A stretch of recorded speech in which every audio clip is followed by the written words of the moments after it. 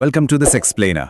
आज का हमारा टॉपिक यूजीसी नेट एग्जाम के पर्सपेक्टिव से एब्सोल्युटली क्रूशियल है, द यूनिवर्सिटी विट्स। इस कॉन्सेप्ट को हम एकदम सिंपल लैंग्वेज में ब्रेक डाउन करेंगे with lots of clear visuals. हर एक हिस्टोरिकल फैक्ट को बिल्कुल लॉजिकली स्ट्रक्चर किया गया है ताकि एग्जाम के लिए मेमोराइज करना सुपर ईजी हो जाए। सो फोकस बनाए रखिए और चलिए सीधा शुरू करते हैं। एजेंडा एकदम क्लियर है। पहले हम द यूनिवर्सिटी विट्स को डिफाइन करेंगे, फिर ऑक्सफोर्ड वर्सेस कैम्ब्रिज अलमनाई का ब्रेकडाउन देखेंगे, उसके बाद the Elizabethan scholar problem, then coining the famous term, dramatic style and collaboration, और finally the upstart crowd controversy. तो चलिए आते हैं हमारे पहले सेक्शन पर, defining the university wits. Basically late 16th century के कुछ प्रोमिनेंट इंग्लिश प्लेराइट्स और पैम्फलेटियर्स के ग्रुप को द यूनिवर्सिटी विट्स कहा जाता है। ये सभी हाईली एडुकेटेड थे, या तो ऑक्सफोर्ड से या कैम्ब्रिज से, और पता है ये लोग आगे चल के एक्सट्रीमली पॉपुलर सेक्युलर राइटर्स बन गए।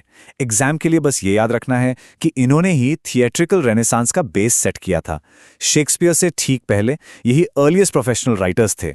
ये एक फाउंडेशनल फैक्ट है जो बिल्कुल क्लियर होना चाहिए। Moving on to section 2, Oxford versus Cambridge alumni. अब ये टेबल एग्जाम के लिए लिटरल गोल्ड माइन है, इसे मेमोराइज करना टोटली नॉन निगोशिएबल है। कैम्ब्रिज मैन में आते हैं क्रिस्टोफर मार्लो, रॉबर्ट ग्रीन और थॉमस नाशे। ऑक्सफोर्ड मैन की लिस्ट में है जॉन लिली, थॉमस लॉज और जॉर्ज पील। लेकिन मोस्ट इंपॉर्टेंटली थर्ड कॉलम पर ध्यान दीजिए, थॉमस किड। इन्हें अक्सर इस ग्रुप का पार्ट माना जाता है, पर उनके पास एक्चुअली ऑक्सफोर्ड या कैम्ब्रिज की एजुकेशन थी ही नहीं। ये यूजीसी नेट का एक बहुत ही क्लासिक ट्रैप क्वेश्चन है, सो मेक श्योर इसमें बिल्कुल कंफ्यूज नहीं होना है। यहां इस इमेज में कन्वेंशनली आइडेंटिफाइड क्रिस्टोफर मार्लो को देखा जा सकता है। मार्लो बेसिकली कैम्ब्रिज ग्रुप के अनडिस्प्यूटेड हेड माने जाते थे, और इनके बारे में एक हाईली फैसिनेटिंग हिस्टोरिकल फैक्ट ये है कि इनका बर्थ विलियम शेक्सपियर से एग्जैक्टली 2 महीने पहले हुआ था। Quite interesting, right? Cambridge group के एक और बहुत मेजर फिगर थे रॉबर्ट ग्रीन। इन्हें अक्सर फर्स्ट नोटोरियस प्रोफेशनल राइटर का टाइटल भी दिया जाता है। उनकी पॉपुलैरिटी का अंदाजा इस सैटारिकल प्रिंट से लगाया जा सकता है।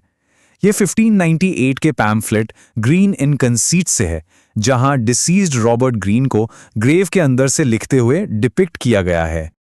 अब आते हैं सेक्शन 3 पर, द एलिजाबेथन स्कॉलर प्रॉब्लम। उस टाइम की सिचुएशन को समझने के लिए फ्रांसिस बेकन का यह फेमस कोट बिल्कुल परफेक्ट है। उन्होंने ऑब्जर्व किया था कि स्कूल से इतने ज्यादा स्कॉलर्स निकल रहे थे कि उनके लिए एक्चुअली जॉब्स और अपॉर्चुनिटीज थे ही नहीं। एलिजाबेथन एरा में स्कॉलरली जॉब्स की बहुत बड़ी स्कार्सिटी थी।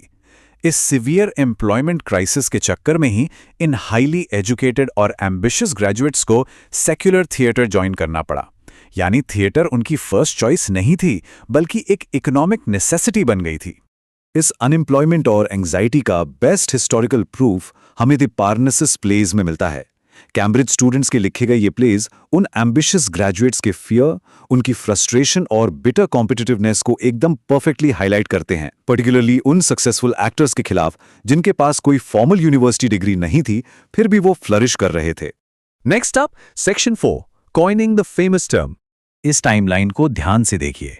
1580s में इन विट्स की ड्रामेटिक क्रिएटिविटी अपने एब्सोल्यूट पीक पर थी।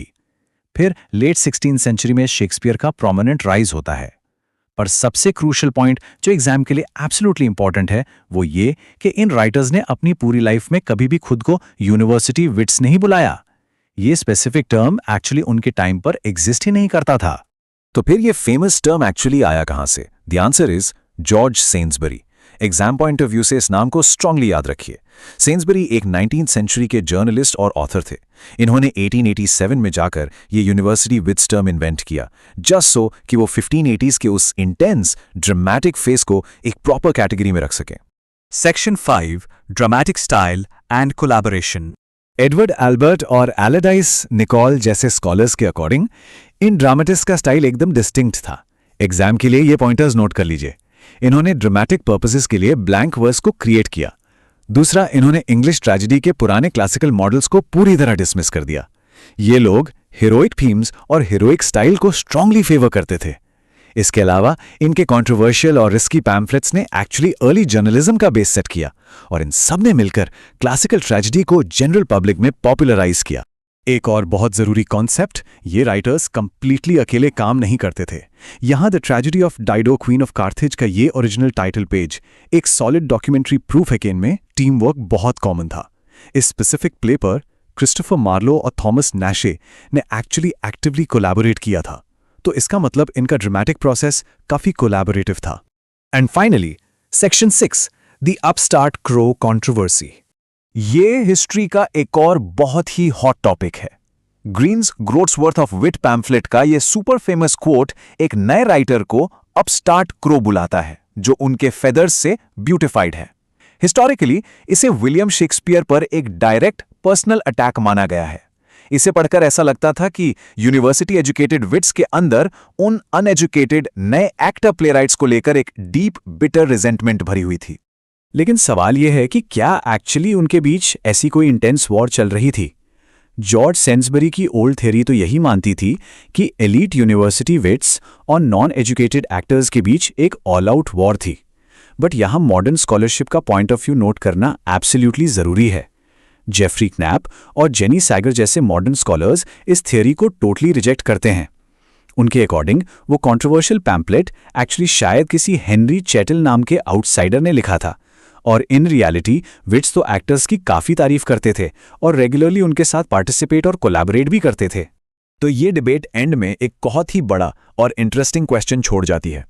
क्या द यूनिवर्सिटी विट्स रियली में एक्टर प्लेराइट से नफरत करते थे, या फिर ये सो कॉल्ड वॉर बस एक मॉडर्न एकेडमिक प्रोजेक्शन है ताकि स्कॉलर्स बैठकर एलीट एजुकेशन की वैल्यू पर लॉन्ग डिबेट्स कर सकें?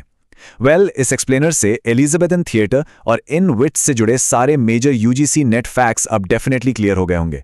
इन कोर कॉन्सेप्ट्स को रेगुलरली रिवाइज करते रहिए, फैक्ट्स मेमोराइज कीजिए और एग्जाम के लिए बिल्कुल कॉन्सेप्चुअली स्ट्रांग रहिए।